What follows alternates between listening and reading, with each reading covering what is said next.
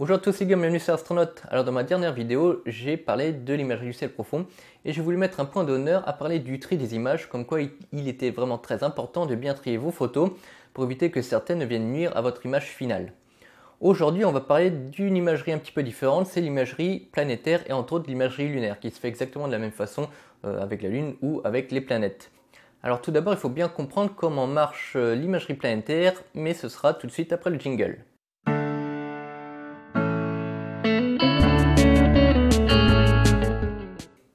Alors avant de rentrer directement dans le vif du sujet sur l'ordinateur, on va parler un petit peu de l'acquisition des images en planétaire. Ça ne marche pas tout à fait comme le ciel profond. Au ciel profond, on va faire des temps de pause très longs parce que les objets qu'on prend en photo sont peu lumineux. En planétaire, c'est l'inverse, on va faire des temps de pause ultra rapides, tellement rapides qu'on ne va pas faire des photos, on va faire des vidéos. Donc ces fichiers vidéo sont des fichiers vidéo où les images ne sont pas compressées, donc ce sont des très très gros fichiers. Donc il va falloir forcément un ordinateur assez puissant et de préférence avec un disque dur SSD qui va permettre d'avoir une cadence d'image très élevée en écriture. Et ensuite ce fichier vidéo, on va le mettre dans un logiciel qui s'appelle par exemple AutoStacker ou Registax.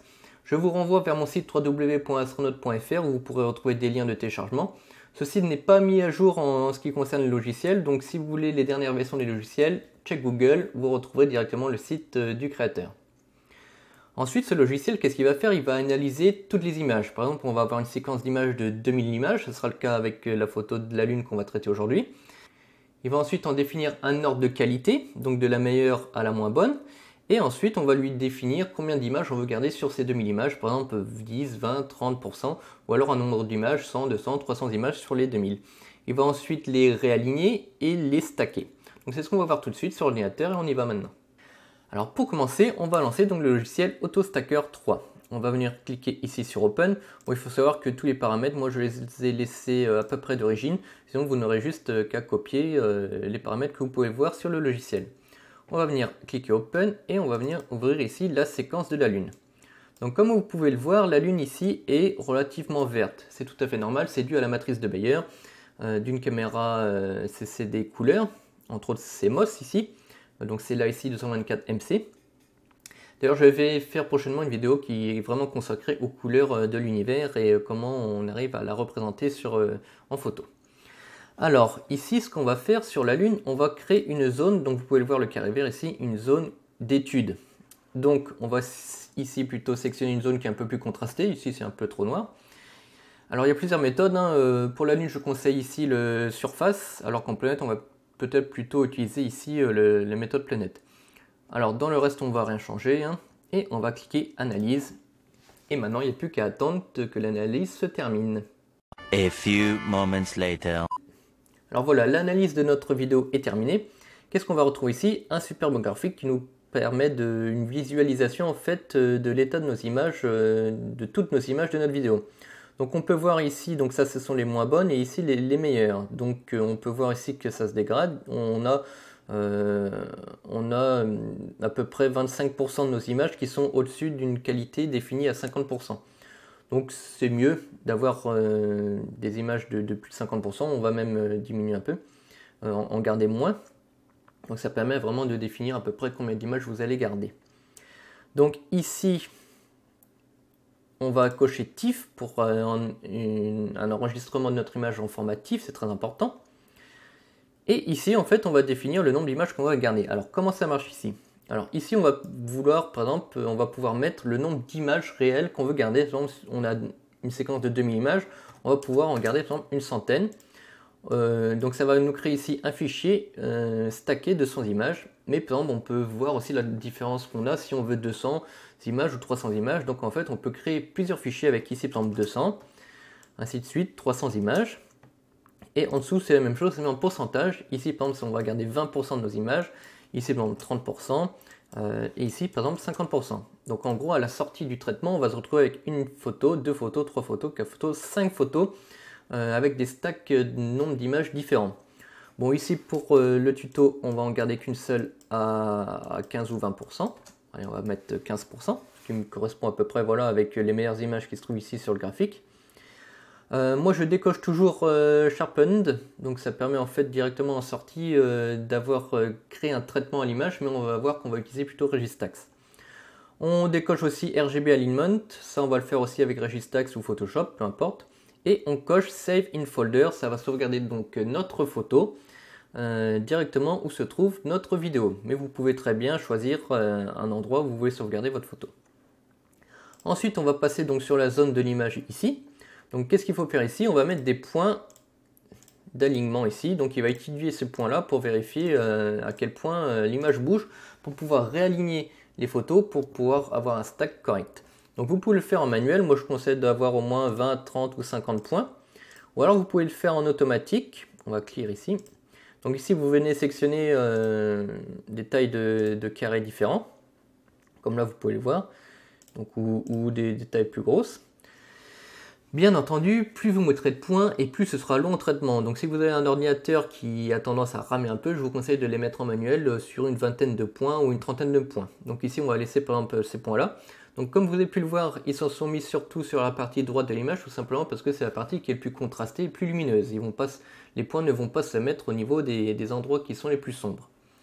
Allez, et il suffit ensuite d'appuyer Stack. Et c'est reparti pour une petite attente. A few moments later.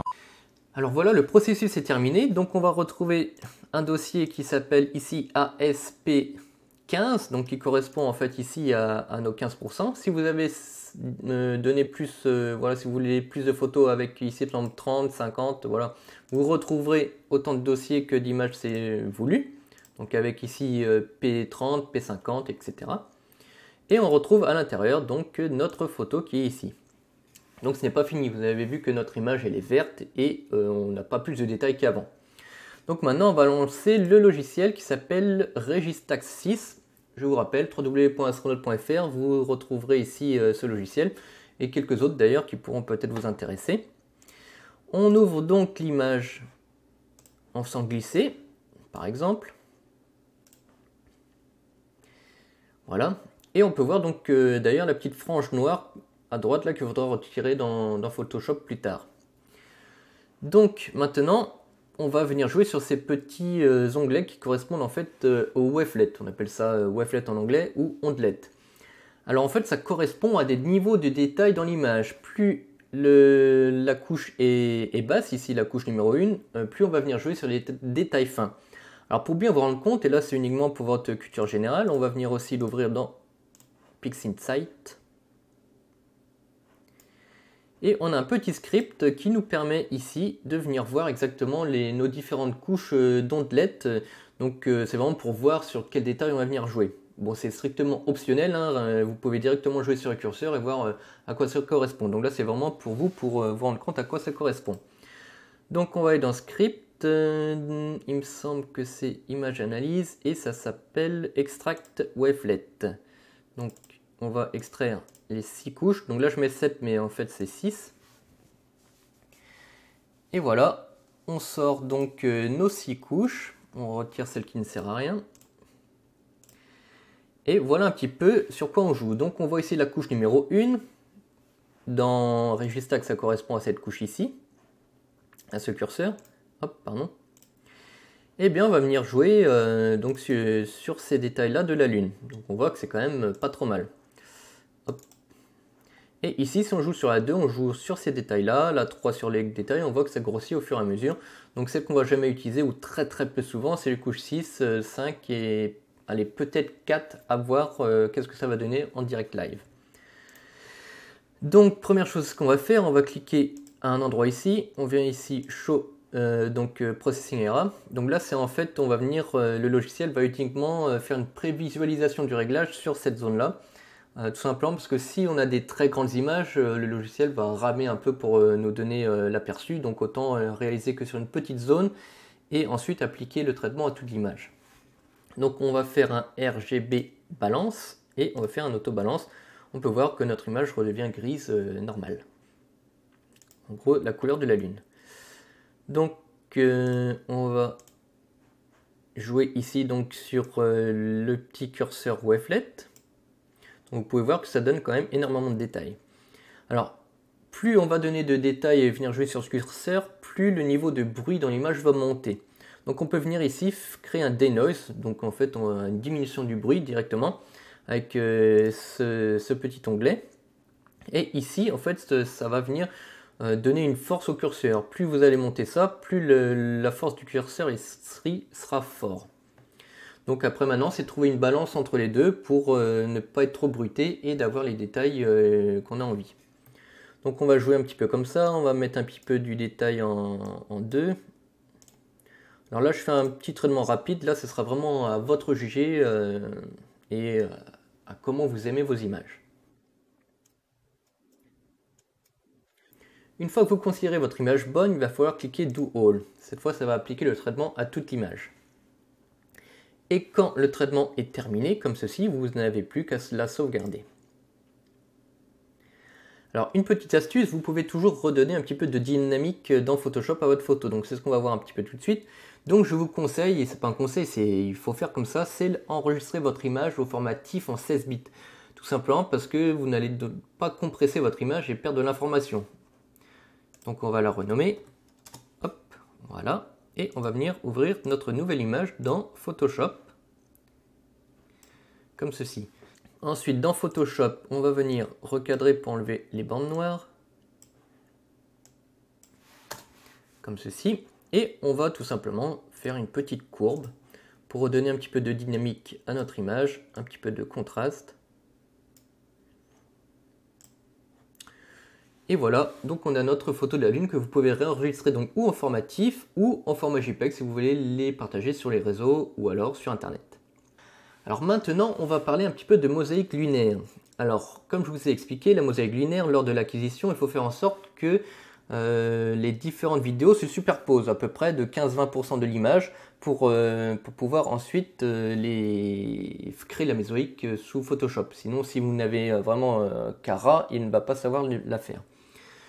Donc une fois que vous avez fait vos vidéos, que vous les avez passées dans AutoStacker exactement de la même façon qu'on a vu tout à l'heure, il faut ouvrir donc l'image dans Photoshop et recadrer pour enlever les bandes noires comme on a vu donc, précédemment.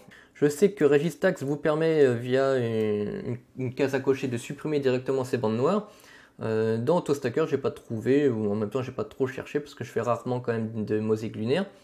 Mais s'il y a ces bandes noires, il faut les supprimer dans Photoshop ou un autre logiciel gratuit. Voilà, exactement comme ceci. Bien entendu, là on est sous une image à laquelle on n'a appliqué aucun traitement dans Registax. Je parle bien, on sort l'image de AutoStacker, on fait notre découpe comme ceci, et après on va voir comment ça se passe. Donc une fois que vous avez toutes vos images, vous allez lancer Photoshop, et dans Photoshop, vous allez lancer donc dans Fichier, Automatisation, Photomerge. Dans Photomerge, vous allez cocher la case Auto, la case Fusion des images, correction du vignettage s'il y en a, ça c'est pas forcément obligatoire, d'ailleurs là on va le faire sans, et correction de la déformation géométrique. On va faire parcourir, et on va venir sélectionner donc toutes nos images. Ici on en a 1, 2, 3, 4, 5, 6, 7, 8, on a 8 images. Et il suffit d'appuyer OK, et on laisse Photoshop travailler. A few moments later. Alors une fois que Photoshop a fait votre mosaïque, ce qui n'est pas terrible, c'est notre fond ici qui est au final transparent ou blanc. Donc ce qu'on va faire, on va cliquer droit sur nos calques ici et on va venir aplatir l'image. Donc voilà, on se retrouve avec un fond blanc. Alors pour donner une couleur de fond du ciel, si vous avez la possibilité, si vous avez les bords vraiment de la lune avec le ciel, vous venez sélectionner avec la pipette ici la couleur du fond du ciel, car il n'est jamais vraiment très noir. Et ensuite, on va venir utiliser donc le pot de peinture, on clique une fois, et voilà, on se retrouve avec donc un fond du ciel noir. On peut venir aussi recadrer si on veut un petit peu.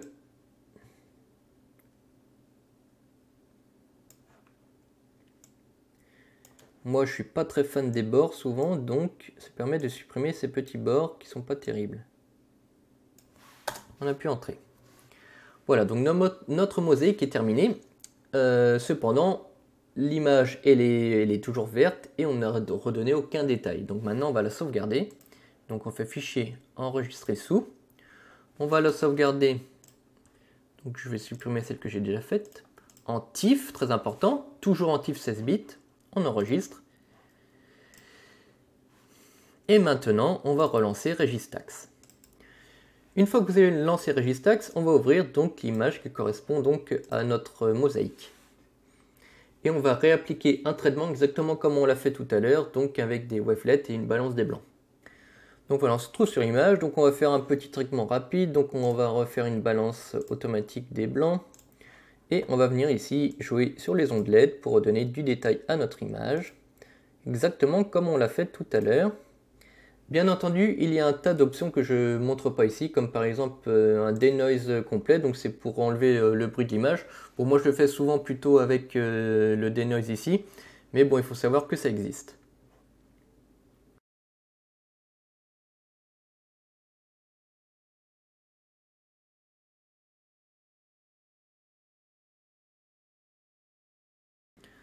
Voilà, une fois que votre image correspond à peu près à ce que vous voulez, vous cliquez comme tout à l'heure Do All. Bien sûr, là ce sera un petit peu plus long vu que l'image est quand même beaucoup plus grosse. A few moments later. Quand c'est terminé, vous faites Save Image. Vous la re-sauvegardez par exemple sur une autre image. Moi, je n'écrase jamais les précédentes. On va mettre -2. Voilà.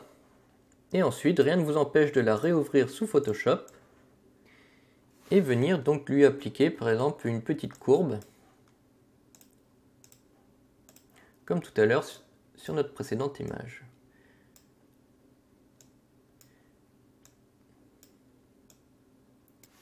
Bien entendu, vous pouvez faire quand même beaucoup plus dans Photoshop en redonnant encore du détail avec diverses techniques, comme par exemple ici dans filtre,